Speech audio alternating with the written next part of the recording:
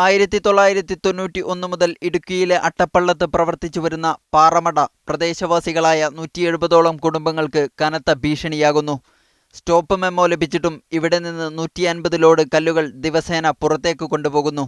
40 മുതൽ 70 വരെ ഡിറ്റണേറ്ററുകൾ ഉപയോഗിച്ച് രാത്രിയും പകലും പാറ പൊട്ടിക്കുന്നത് മൂലം സമീപത്തെ വീടുകളുടെ ഭിത്തികൾ പൊട്ടിപ്പൊളിഞ്ഞു. ജലസ്രോതസ്സുകൾ വറ്റിവരണ്ടു. ഈ ക്രഷർ കൊണ്ട് ഞങ്ങളുടെ വീടുകളെല്ലാം പൊട്ടിപ്പൊളിഞ്ഞു പോകുന്നു. കുഞ്ഞുങ്ങൾക്ക് ത്വക്ക് രോഗങ്ങൾ, ശ്വാസം മുട്ടൽ, അലർജി ഇങ്ങനെയുള്ള രോഗങ്ങളൊക്കെ കുഞ്ഞുങ്ങൾക്കുണ്ടാകുന്നുണ്ട്.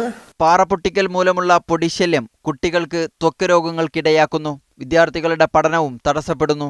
ഇത് ഭയങ്കര സൗണ്ട് എന്ന് പറഞ്ഞാൽ ഒരു തരത്തിലും പഠിക്കാനുള്ള ഒരു സൗകര്യമില്ല ഞങ്ങൾക്ക് ഇതിന്റെ സൗണ്ട് കാരണം. പാറമടക്കെതിരെ പ്രദേശവാസികൾ 2008 പീരുമേട്, കട്ടപ്പന കോടതികളെയും ഹൈക്കോടതിയെയും സമീപിച്ചു. ജനരോഷം ശക്തമായപ്പോൾ പാറമടയ്ക്ക് സമീപം കടന്നുപോകുന്ന അട്ടപ്പള്ളം ശാന്തിഗിരി റോഡിൽ പാറമട ഉടമ ഗേറ്റ് സ്ഥാപിച്ചു. പാറമടയെ എതിർത്തവരെ ഭീഷണിപ്പെടുത്തിയതായും ആരോപണമുയർന്നു.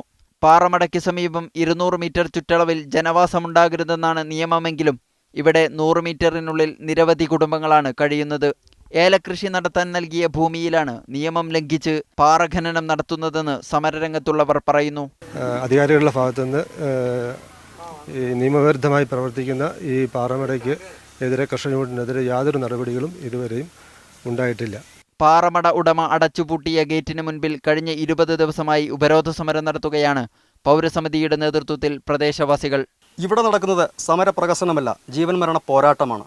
ഇടുക്കി അട്ടപ്പള്ളത്തുനിന്നും ക്യാമറമാൻ സിജു വാഗമണ്ണൊപ്പം ബിജു തറയിൽ, മീഡിയ 1.